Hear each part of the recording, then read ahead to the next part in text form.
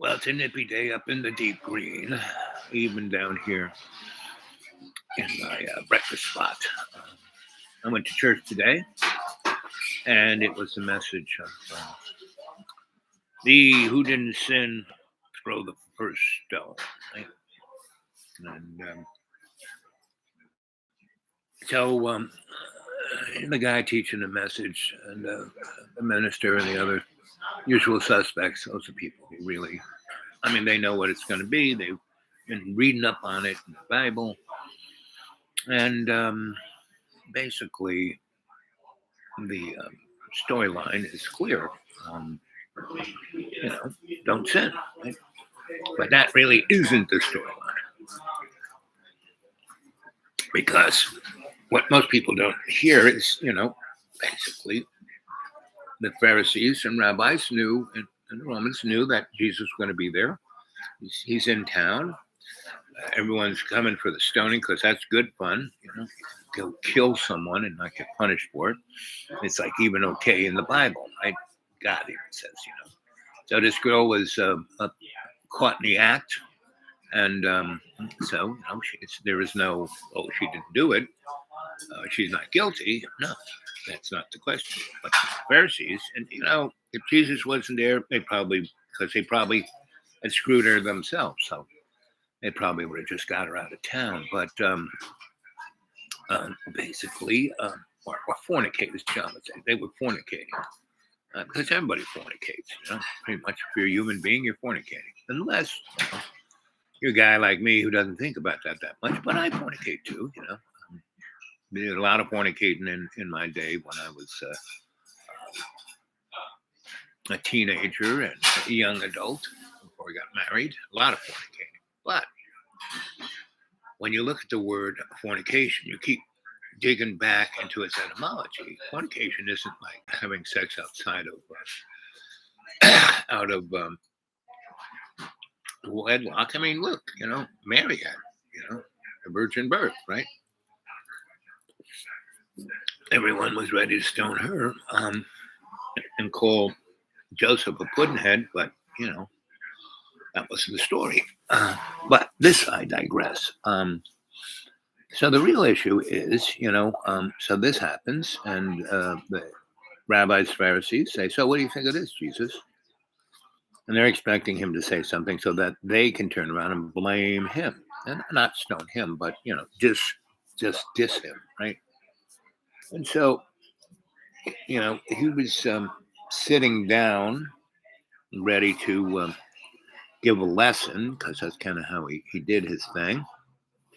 And because his lessons were a discussion. He wasn't like standing up there at the altar with the dais in front of him, telling the peons down below. No, he sat down and talked to them on their level. I mean, that was his trade and stock, pontificator, right? So here we are, 3 minutes and 33 seconds. Good morning, good evening, good afternoon, wherever you are. Welcome to Dreamy Dreamland with your Sensei Alba. Right?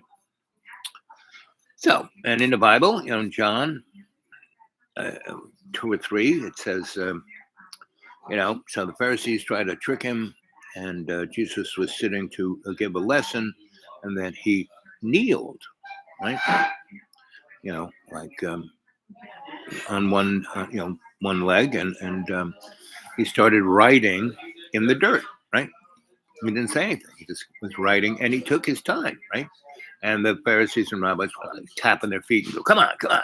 I got things to do, embarrass yourself, right? And so he just keeps writing stuff. And then he steps, he kind of finishes, and they come over and see what he wrote. And in the Bible, it doesn't really say, right? And he didn't really say, the first guy to throw the stone, the first guy who didn't sin, throw the first stone. So it was a message somewhat of that everyone came and looked at, said, and dropped the stone and walked away. And, everyone did it one at a time. It was like they were crowded around it. And then the crowd was gone. And so it was assumed that's what he wrote, but I'm sure what he really wrote was something that everyone who was there, he named and enumerated all their sins. Right? Then he said, "I forgive you." And so the real message of this story is forgiveness. And the first one is the forgiveness of self. Right? So that's what we're talking about today, right?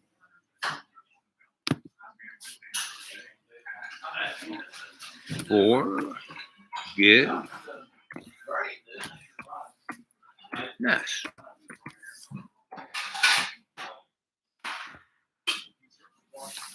There it is. Forgiveness. Oh, okay, that's interesting. So, forgiveness. What is forgiveness? It's to hand over, to give. Ness is a like adjective, and I think if we were to take the derivation of it, we'll go to understanding. So, and that's what's the real issue of all the craziness that's going around. Is no one's forgiving. Everyone's getting ready for wrath, holding a grudge, manifesting a grudge, right? I mean, that's what Russia's doing, manifesting a grudge. And that's what Ukraine's doing for all those years that Russia, murdered them, and then was their brother, and then murdered them, and then was their brother. It's an interesting. Let's see what Mojo has to say. Contact.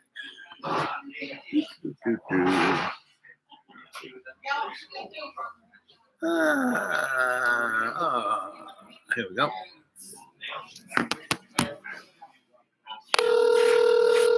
Oh.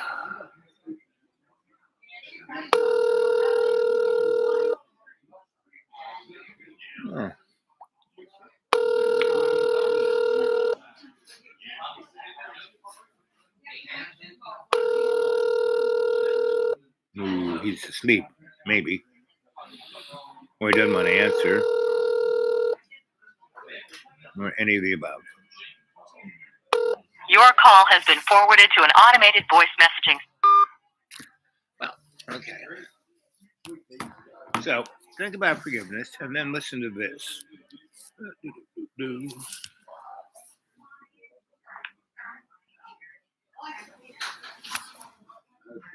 Founded by David Rockefeller, the Trilateral Commission has been an arm of the globalist deep state since 1973. Last week, at their annual meeting, a speaker who cannot be identified according to commission rules said that we are now in a period of structural inflation that will last for decades. They said that the free market is over and industry now sets policy. And they said that this year, 2023, is year one of this new global order. Days later, the Federal Reserve Bank announces a July launch for their new Fed Now, which was first announced in October of 2021. The too big to fail banks and all the large processors are already on board, and so is the U.S. Treasury. The first week of April, the Federal Reserve begins the Fed Now pilot program for early adopters to become certified participants to help the Fed confirm readiness for their July launch. Fed Now is an instant payment processing system that seeks to be the base of all digital transactions, acting as an umbrella company to manage all financial payments. Stop stuffing sopping wet bags of ice into your cooler. I've got a brand new fridge on wheels that keeps your food ice cold. It's all financial payments. This has been shown to be the gateway to a central bank digital currency, CBDC. Fed Now is much like the Reserve Bank of India's instant payment system, the Unified Payments Interface, or UPI. UPI has had huge success in converting rural communities into a complete cashless society. According to the International Monetary Fund, UPI democratized the payment system and paved the way for central bank digital currencies. Central bank instant payment processing is also how the Central Bank of Nigeria introduced its CBDC. INIRA, which has been so far violently rejected. You just can't believe how much this is not on people's radar. Not someone like you can't believe that at all because it's on your radar all the time. That's not, you live in a world that's on the cutting edge of this sort of thing. It's like people have no idea. It's like, well, why not have a digital passport? I mean, how convenient. It's like, fair enough. And you can understand that. Wouldn't it be nice if we could pay for everything with our phones? It's like, wouldn't it be nice if the central government, who's woke oriented and makes carbon dioxide remediation the priority, knows exactly what you spend on everything so they can target you tax-wise with precision? It's like, oh, didn't think about that. It's like, yeah, you sure didn't. Oh, yes, it's highly probable. It'll be a miracle if we escape from that. You can see these signs of this everywhere. When you go through airports now, there's a lot of automated barriers. You show your passport. It's like, well, these are automated barriers. What if you can't go through them? Well, that's the situation for many people in China. It's like, what are you going to do? You're going to argue with the machine? Like, you just cannot imagine how screwed you are. It's way worse than anything Kafka ever imagined. Because at least with Kafka, there was bureaucrats. Faceless though they may have been, they were at least still human. Once the machines can lock you out, you are in such trouble. And we're speeding towards that. We think that there are 4 characteristics of, if we were to pursue a CBDC, it would at a minimum have the following 4 characteristics. First is intermediated. Second is privacy protected. The third is identity verified. So it would not be anonymous. It would not be an anonymous bearer instrument. And fourth is transferable or interoperable.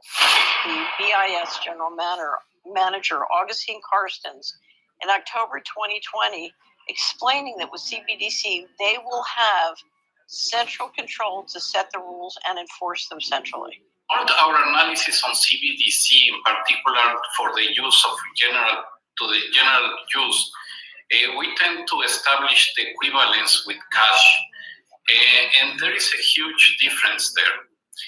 For example, in cash, we don't know, for example, who's using a $100 bill today. We don't know who is using a 1,000 peso bill today.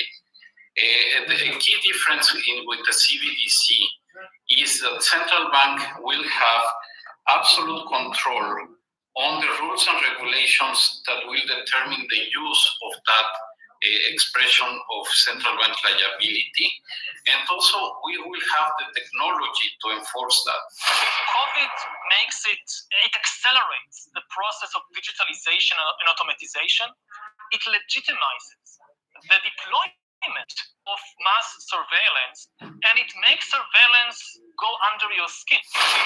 The nature of this CBDC, what is it actually going to look like? They never talk about that. Right. But I heard one European central banker tell me what it's going to look like, and it was around this large and would be implanted under your skin. America we're broke. When I came out of the military, we're at about 30% debt to GDP. So we could have done that's but you paid $30,000 to the bank.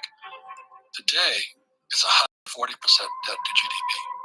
That means you're making $100,000, but you owe $140,000 every month. And America is broke, and the baby boomers are still living at that time when we were 30% debt to GDP. So it's not the same world anymore. They've been lied to, but they're not even aware they're being lied to, and they think the Bitcoin guys are crazy. Or anything new that shakes our 401k, dreamland or fantasy land there. If Bitcoin, you guys keep pissing people off, and we go to Fedcoin, you know what's going to happen? Hyperinflation, because they're going to give money. It's complete communism at that point. They're going to give money directly to the people via UBI, Universal Basic Income, MMT. It's called welfare. It's also called Social Security. It's also called Medicare. But they're going to, if they go to Fedcoin, like China's going to the China coin, if they go to that, that's why you're going to wish you had some Bitcoin, gold, silver, and bullets, because there will be civil unrest. They're going to steal our wealth, but they're going to pump the money directly into the people. And that's what they did during the Weimar Republic, which brought rise to Adolf Hitler. And Kamala and Adolf have the same values. It's reparations. now we're talking about this digital dollar, and it's starting to pop up. And so, the problem that we have is inflation, right? So the Federal Reserve prints, they just popped out 1.9 trillion, and already today they're talking about another 3 to 4 trillion. Like, where does that money come from? And what most people don't realize is that every time they print another dollar, the dollar in your bank is worth less. And so they're stealing the value from your dollars. And so you don't have any control over that. And even worse than that, when they print those dollars, they're stealing your value. They give them to their buddies, the people closest to the money supply get the benefits, called the Cantillon effect. And so it's a completely unfair system. They're stealing your labor. They're stealing your energy, kind of enslaving you with that. And so going to a digital dollar, a central bank digital currency, is the same system, but even worse. So it still gives them all the same benefits of creating as much money as they want, enriching their buddies and themselves while stealing your value. But on top of that, it's a digital money. So it's a couple things that are kind of scary. Again, it's one, it's programmable. So when they gave out the stimulus last year, the goal was to stimulate the economy. They're hoping people would go spend that money in the economy. Most people didn't. They saved it. Right. Which is exactly what they didn't want to happen. So, and then some people put it into Robinhood and started trading. Yeah. If you have $2,500 or more in savings, then I urge you to listen to this message, as it could be extremely important to your future. To happen. So, and then some people put it into Robinhood and started trading. Yeah, that's right. And so they can program the money. So they can say, hey, you get the money till Friday. If you don't spend the money by Friday, it comes back to us. And by the way, you can only spend it here, but you can't spend it here. So they could program it. But it gets even scarier than that. It's also could be used behaviorally.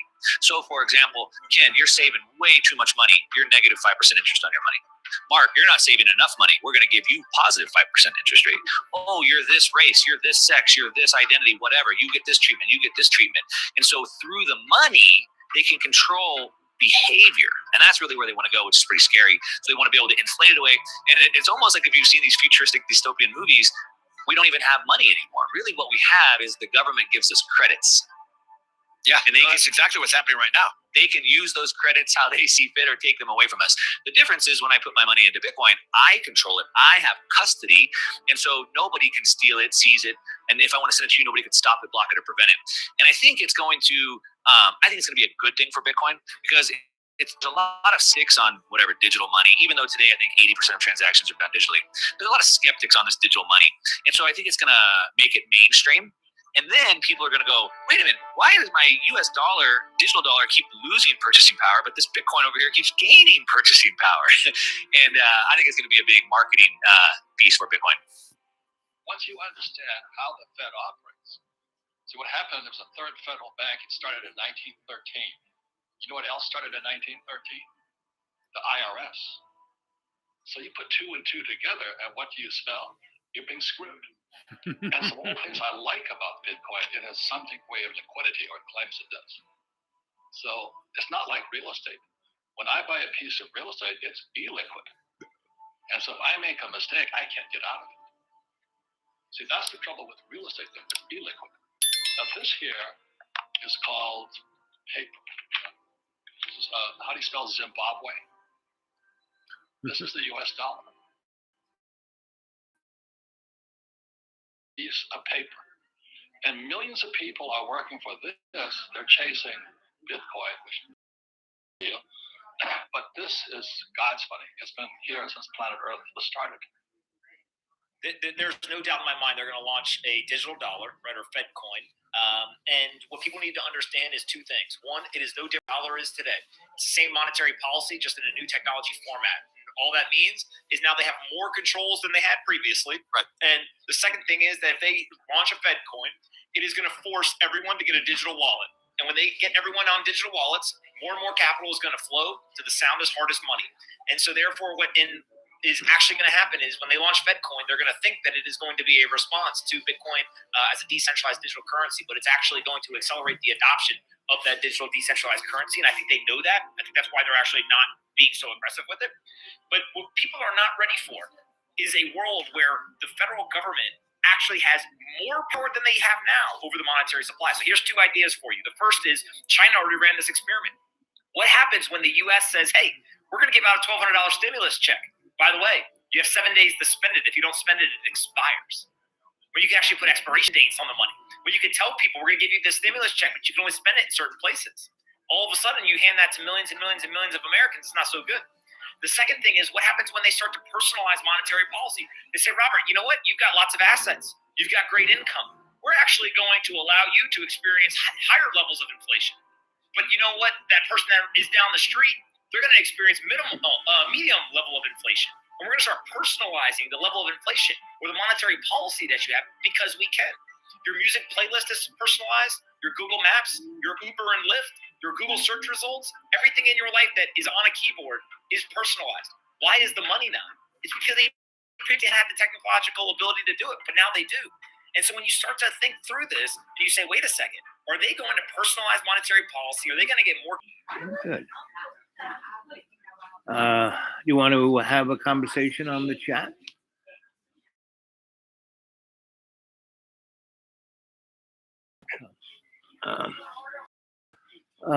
What else can I say? Well, I think that's it. Wake up, start praying and forgiving. First, forgive yourself, then everybody else. I mean, all the other people who besmirch me and just drive me, the cockroaches, Colonel Sanders, Butt Mutt, and everyone. I have to thank God because it makes me slow down and first forgive myself for getting upset, and then deconstructing the situation and seeing what's going on. Right? So that's about it. I will call you guys later. I'll probably talk to you later. Okay.